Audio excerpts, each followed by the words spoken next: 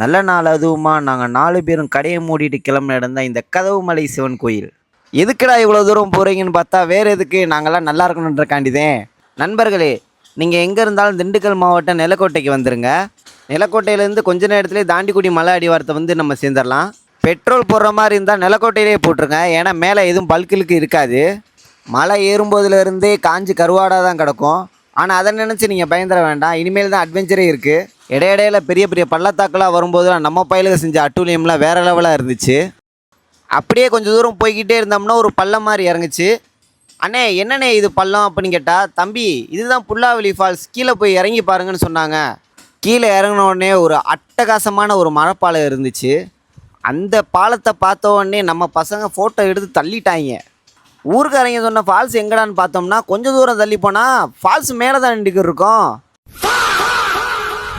சரி இறங்கலான்னு பார்த்தா இத்த தண்டி உடம்ப வச்சுட்டு நாங்கள் எங்கே இறங்குறது? சரி இறங்குவோம்.